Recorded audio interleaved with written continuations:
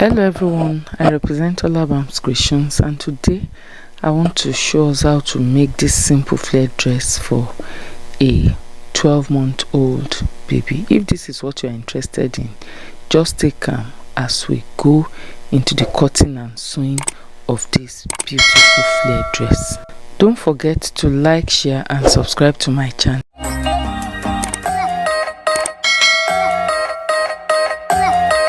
I have this leftover fabric from a sewing project.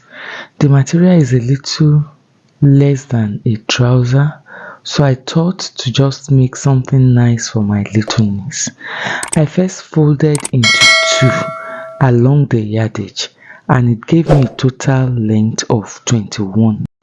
I folded again to give me 4 folds, and I trimmed out the excess. I will start my cutting with the front bodice. The shoulder I'll be using here is 4.25, that is 4 1/4, because the full shoulder is 8.5, so I divided by 2 to give me 4.25. The armhole depth I'll be using is 3.75, and I did a shoulder drop of 0.5. I'll make sure to cross-check my measurements. I will then go ahead to connect the lines together. If I'm doing a sleeveless gown, I will reduce the shoulder measurement by ½ inch. The neck width I'll be using for both the back and front of this dress is 1.75. The half length I'm using is 7 inches, but I'll be measuring 7.5 because I need ½ inch to join the dress at the shoulder. The waist circumference I'm using here is 20 inches. Since it's a stretch material, I don't really need to add much seam allowance, but let me just add ½ inch to be on the safer side. So the waist is 20 inches divided by 4 gave me 5, so I used 5.5 inches, and the bust is 22 inches divided by 4, it gave me 5.5, so I'll be making use of 6 inches on my bust line. Just a quick recap, I have 6 inches on the bust line and 5.5 inches at the waistline. I extended the bust lines and the waist lines.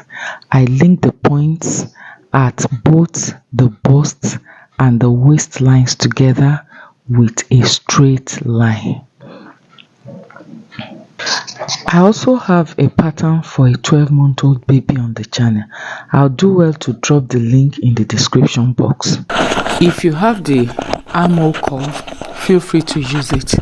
If not, you can just use your free hand. It doesn't really make much difference. From my waist to hem, I have 13 inches. I will equally measure 13 inches from the waist to this point. We will try as much as possible to connect those lines together. That's we are trying to draw the flare. If you have watched my video to this point and you've not yet subscribed to the channel, please do so. It is free. Subscription is free and it doesn't bite. Also, I want to enjoin you to turn on the notification bell so that you can get notified each time I post a new video. It's just a way of encouraging me. Thank you. I hope you can see the chalk marking. Just make sure whatever you have from the waist to hem equals to what you have from the waist to this side. So the next thing to do here is to cut it out. Just watch how I'm doing the cutting and follow suit. If you're a returning subscriber, thank you for always sticking with me. Don't forget to like and press the share button. If you have any comment, just drop it in the comment section. I'm just a comment away. Look at what we have by the time we opened it up, and by the time we finish sewing it, we will have something like this. Look at how the flare is falling. The neck depth I'll be using for the front is 1.75. Remember, I already mentioned that I'll be using a neck width of 1.75 for both the back and the front. So the neck depth for the front is 1.75, and you can use 2 inches if you so desire. While the neck depth for the back, I'll be using 1/2 inch to 3/4 inch. If you want it much deeper, then you can increase it. There is no hard and fast rule.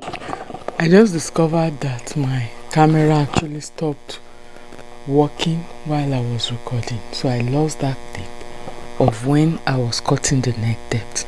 But just like I explained earlier, the back neckline depth I used was 1/2 inch, while that of the front was 2 inches. I cut out the shoulder slope of 1/2 inch, and I used 2 inches for my front neckline. I will take it to the sewing machine to join it together. I will make sure the right sides are facing each other. I will join it at the shoulder, join from the armhole down to the hem. I will come back to show you. I think I made a little alteration to this later. I actually did sleeveless. I didn't feel like adding sleeve to it, so I'll come back to show you the final outcome. Now we are done joining at the shoulder and at the side. Let's turn it to the right side to see what it gives us. Look at the beauty, even without putting it on the client. See how beautiful it is. Look at how the flare is really falling. What is remaining is for me to serge it at the edges. I will put bias at the neck and at the side, and I will come back to show you the final look.